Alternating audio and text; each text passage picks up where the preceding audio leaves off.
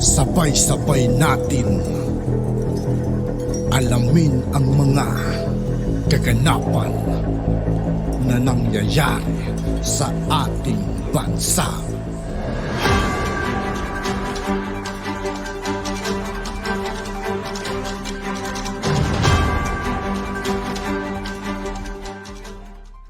Yo, what's up mga kaibigan? This is I2K po again. Ngayon nandito naman ulit tayo sa channel ni Banat News Updates. Dito naman ulit tayo magbibigay ng comment at reaction. Kaya samahan nyo ako guys. Let's go! Na yung pupunteryahin niya, di ba? Kapal ng apog. Kami pa talaga ang tinakot nyo sa pag-agaw nyo ng teritoryo ng Pilipinas. Tama. Correct. Agree ako dyan sa'yo.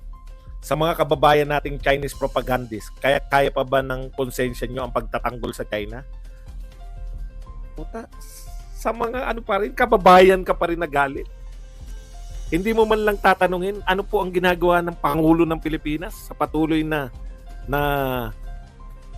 pang-aapi sa atin ng China. Walang gagawin. Hindi nyo hanapin. Kita nyo po, bakit po hindi nila sinisita si Pangulong Marcos? Yun yung question ko. Lahat sinisita nila. Ha? Pero bakit si Pangulong Marcos hindi nila sinisita? Panay Duterte. Napaka-powerful. Raul Manuel naman po. Eto, hindi na unawaan ni Raul Manuel yung sinasagot niya. Paliwanag natin kay Raul Manuel. Sabi na in check.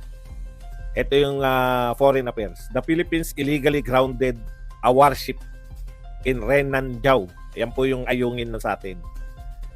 In grave violation of China's territorial sovereignty. The Philippines promised several times to tow it away as soon as possible, but over 20 years have passed and the Philippines warship is still sitting there. Tandaan nyo yung keyword ng China. Total, gusto nyo na rin lang paniwalaan yung China. Ako hindi ako naniniwala sa China na may presidenteng nangako Pero dahil gusto nyo paniwalaan yung China na may presidenteng nangako, pakinggan nyo kung ano yung sinasabi. Gusto nyo rin lang maniwala Over 20 years have passed. Ibig sabihin, mahigit 20 years na ang lumipas. Buhat nung pinangako nyo sa amin, natatanggalin nyo yan. Linaw, di ba?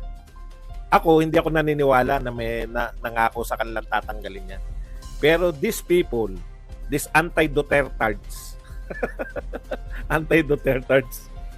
these anti-Duterte people, keep on insisting na mayroong nakipagkasundo at malamang si Duterte. Yan yung gusto linya nila pakinggan nyo na talaga. Over 20 years. Ibig sabihin ng over 20 years, mahigit 2 taon na buhat ng pinangako ninyo na yan ay tatanggalin nyo. Ilang taon na ba naging presidente si Duterte? Over 20 years na ba? Marunong kayo magkwenta. Basahin muna natin yung sinabi nito ni si Raul. China has no right to force PH to remove the ship which was grounded as a way of asserting our territory. Alam mo pala di ba? Okay yan. Approve ako sa iyo dyan. The Filipino people can't be forced to act upon promise made by traitors in government. Hindi daw maaring pilitin ang mga Pilipino na sumunod sa mga traidor.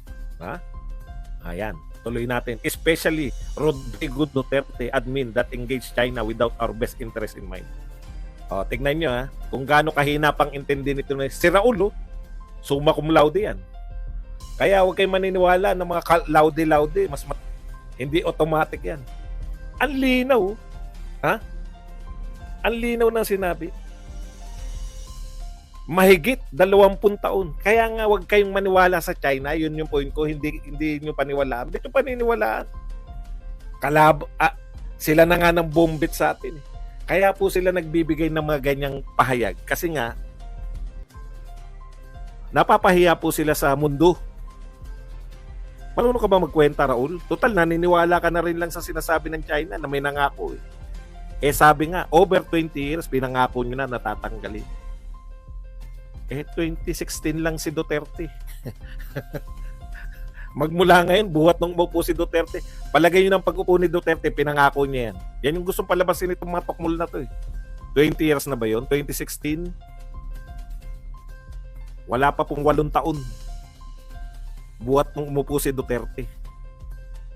Paano si Duterte yun? Sabi na Incheck 20 years ago, nangako kayo. Ayun, kung gusto nyong maniwala. Pero hindi ako naniniwala. Ang tanong, Raul, bakit hindi nyo na naman dinadamay si Pangulong Marcos?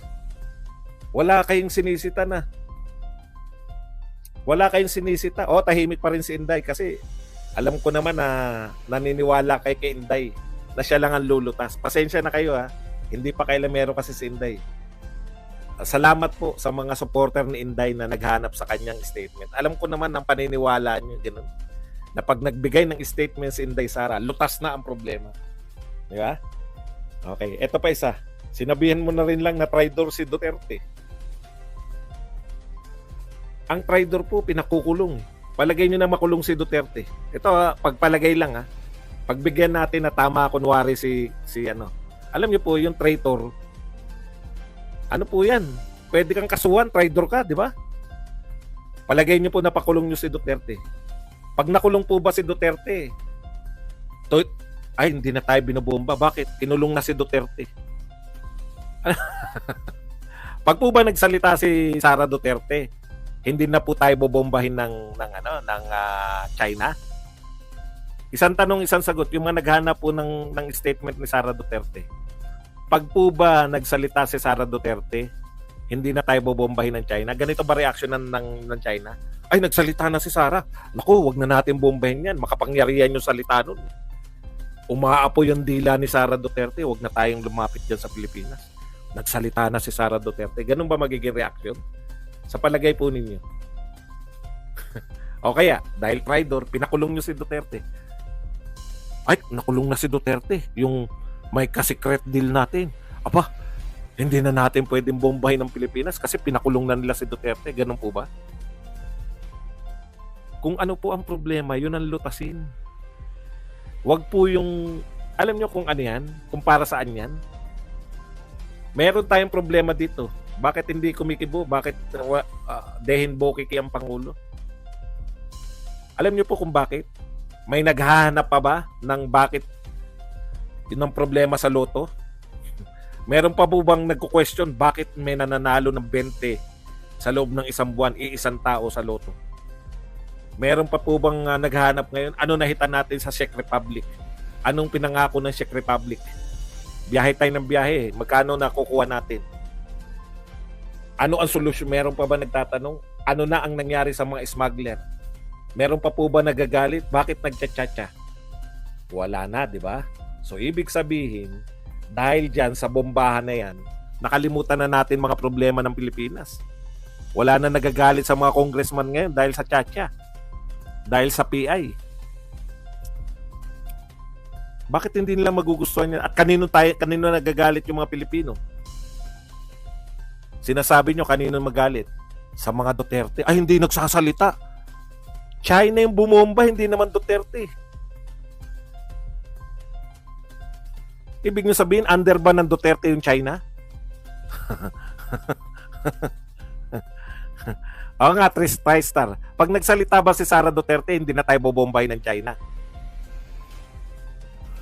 Ibig sabihin, ang hinahanap nyo hindi solusyon. Ang hinahanap ninyo ay pamumulitika. Malala na nga problema, kada magdi-deliver tayo ng pagkain o ng supply nitong mga taga-Ayungin Shoal, binobombe tayo ng tubig. Pero ang naiisip nyo solusyon ay hindi naman solusyon.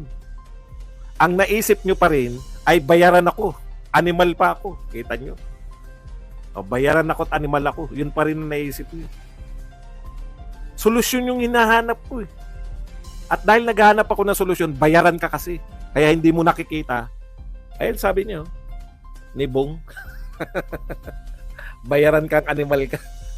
Ayan, halimbawa, naging tao po ako, hindi na po ako animal. Ano po nilulutas ng sinasabi niyong bayaran ako? Ilan lang naman kayo? 58 po yung nanonood, paulit-ulit lang si Tristan tsaka si Bong Nacario. Akala nyo, ang dami nyo. Dalawa lang kayo nagsasalita dyan. Taktika nila yan eh. Akala nyo, magagalit nyo ako ngayon. Hindi, oy, sarap ng tulog ko. Depende sa tulog ang mood ni Badong. Depende sa sarap ng kinain at sa tulog. Hindi nyo malilin lang yung mga tao. Eh. May totoo tayong problema, naghanap kayo ng solusyon, no? Naghanap kayo ng solusyon na hindi naman hindi naman yun. Sige, makapili na raw. Traidor na raw si Sara Duterte. Halimbawa, pakulong natin si Sara Duterte. Ay, hindi na magbobomba yung China kasi nakakulong si Sara Duterte. Ganun ba? Hindi. Hindi. Kasi, wala namang kinalaman si Sara Duterte sa pambobomba ng China. Pero, imbis na solusyonan, imbis na naghanap kami, solusyonan nyo. Kayo pong mga nakaupo sa gobyerno, solusyonan nyo. Kung magtulungan na lang sana sila mga kaibigan, ano, kaysa nagsisiraan, ano. Kayong mga vlogger ng gobyerno, ano ang solusyon ng Tapos na. At yun nga po mga kaibigan, dito po nagtatapos ang ating reaction video. Muli ako po si I2K ng Sundalo ng Tunggalo. Maraming salamat sa patuloy na pagsuporta. Yeah, peace out.